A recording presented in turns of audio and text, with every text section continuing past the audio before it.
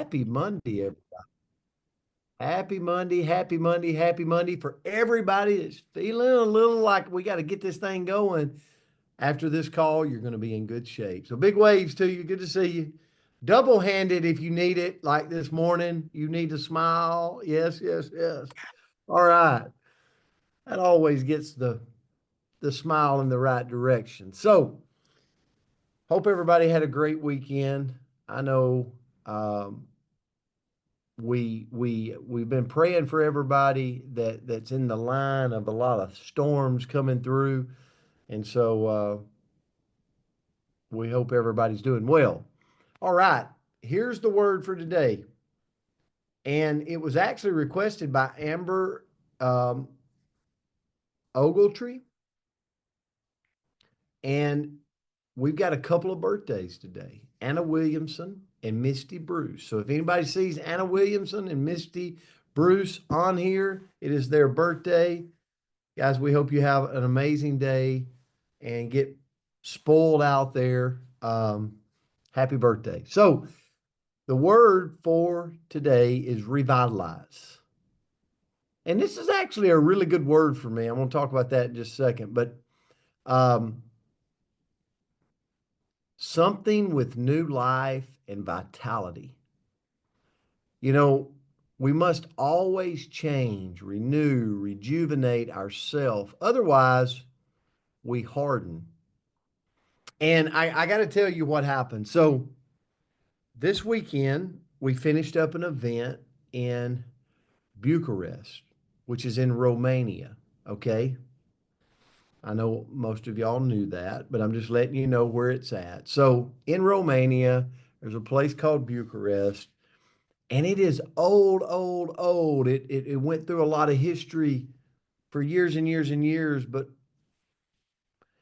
World War II really affected the place. And then, so there's a lot of history there. So after our event, we were able to go out with a gentleman that knew and was from Bucharest, that was raised there, and he knew all the history, Will Garson, of the place in Bucharest. And I stood by his side for about 4 hours getting to walk through. We probably did 10 miles, if not more, maybe 15. And he's just telling me history lessons after history lessons after history lessons. We go to a place and we go down into the basement, and it's this all this gold from centuries ago. Like we're talking some from 2,000 years ago. I mean, it's unbelievable. The place was so rich with gold. And as we were walking through town, this word revitalize kept coming into my mind. So it's really interesting that we're looking at the word today, because everything needs to be revitalized. And one of the things he said is in 1989, this place went and was communism was overthrown in Bucharest. You can study it. You can look at the history of it in 1989. And people started getting and buying back property in that area. And what's interesting today in 2025 is you'll have a building that has been revitalized and beautified and made new again, right? And maybe because of an earthquake or something, it actually had to be shrunk on the inside a little bit to create the structure better. Okay. And sometimes the revitalization goes from it reshapes the old into the new, but the old is still there. And then right beside a building that had been revitalized was a building that had not been revitalized. And it's two buildings created at the same time. One was looking all new and fresh, and the other was looking weathered and just worn out. And I go back to the quote: we must always change, renew, rejuvenate ourselves. Otherwise, we harden, we crust, we flake off, we start to deteriorate. Revitalizing ourselves is crucial for our well-being. Just like a phone needs recharging, just like a building needs updating, our bodies and our mind need rejuvenating. It needs to be revitalized. So I ask you this question. What book are you reading right now? What audio are you listening to right now? Have you ever thought about that? What if we don't read? What if we don't? What if we don't revitalize our mind with growth opportunities? So if somebody were to be like a little bird on your shoulder right now, what book is it, Brenda Carlton? What audio is it? If we know we should read, if we know we should grow, if we know we should learn, why are we not? If we're not. But another thing is, what about our body? When's the last time we've went out for a walk? When's the last time we've been in nature? Are we too busy? Are we just too stinking busy with work and life and everything that we're not taking care of that body that could get hardened and start to flake away and crust away and all that stuff, just like that building? So it's about recognizing when we're running low on energy and we're drained. It's taking steps to replenish ourselves. Sometimes it might have to be a spa day. Don't be guilty. Okay, don't feel guilty. Beth Johnson says, hey, spa day's good. It is good. Okay. Exercise is good. Meditation is good. Spending time in nature is good. Pursuing hobbies are good. Go play golf, Will Garson. Well, maybe in a few months. He lives in Jackson Hole, Wyoming, so golf, he might get cold today. But you know what? Sometimes it's hobby that rejuvenates us. Simply taking a rest for a little bit rejuvenates us. Prioritizing self-care is not selfish. I'm looking into right now, I shared this with Andrea, and I'll turn it to her. I'm looking into right now 24 hours in a day. What does somebody that is very successful and is growing and is flourishing, what are they doing with the 24 hours? And what's interesting to me is the people that work a lot of hours are still getting 8 hours of rest.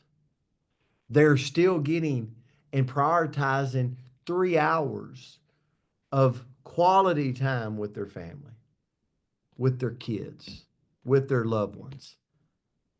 They're still taking 3 hours to exercise during the day.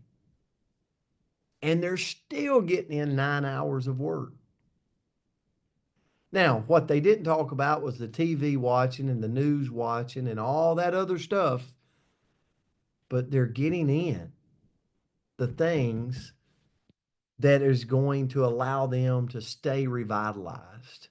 And so I challenge all of us to prioritize, look at ourselves, look at our day and go, you know what, am I doing the steps that's keeping that building from getting old, that's keeping that building from flaking off, getting crusty, and where I can be the person I need to be. So that's my thought today with Revitalize, Andrea. I'll turn it to you. Well, great lesson. And I I feel have like I to was say that, preaching today. I was preaching myself, I think. So, well, yeah. it was so relatable. And I have to say, I feel like the building next door to the revitalized building, right? Maybe need a little revitalization. So, Amba, thank you so much for this word. Super powerful. And so, what I looked into is okay, when you're feeling a little beat up, right?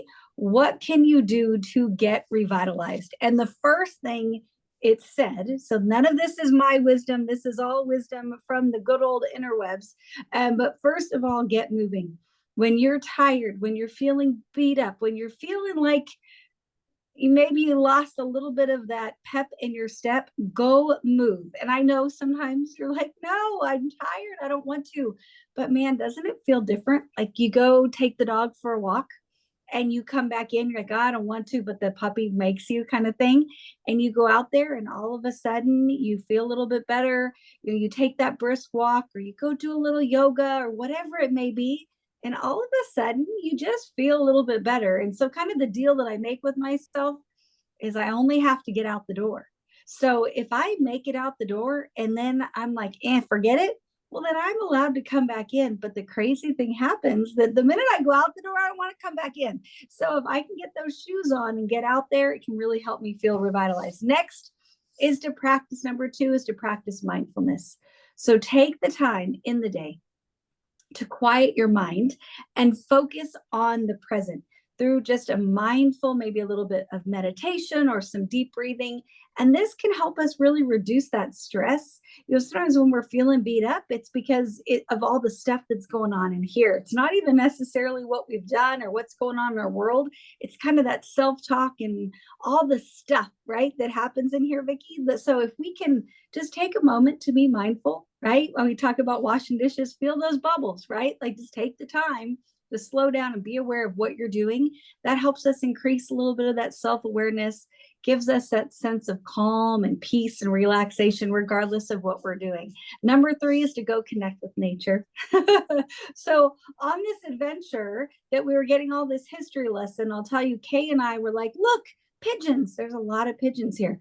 Look at, there's a duck, there's a cat, like there's a dog. Look at that tree. That's a pretty tree. I think I've hugged a few trees here, but when we go connect with nature and we get outside and we feel the sun, I don't know if you guys can see this. I'm literally like a cat right now.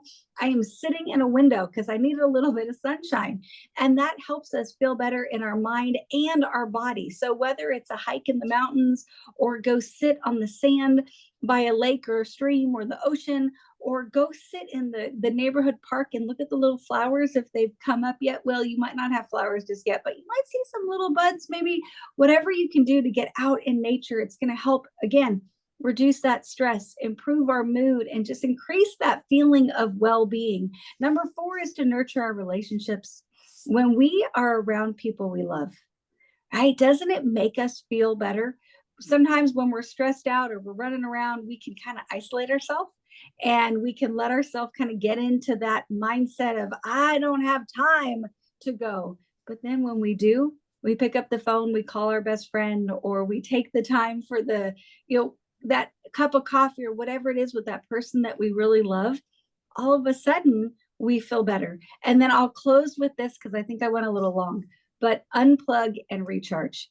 So I just had this issue. So my computer, it was being really ornery, okay? And it didn't want to do anything, and everything it was doing was really, really slow. And I brought it into the Apple store, and the guy said, well, how often do you turn it off? And I said, well, never. I close the lid sometimes, but she never gets turned off. And he said, well, what if you never slept? You wouldn't work very well. We all need that time to unplug and recharge. So you got to shut down the computer at least 3 times a week if you wanted to keep working. And crazy enough, it worked. I thought he was just pulling my leg. But we all need that. We need that break from technology. We need that time to, not be connected with all of the digital things in our world so that we can go recharge our batteries. So great word, Amba. Thank you so much for this one. And hopefully you guys got some value today. It was a great lesson today. Anna and Misty's not on, so send them a happy birthday if you've got their phone number. And this was a great lesson. And for all you people out there that's got computers, shut them down today. Give them a little bit of rest. Turn them back on.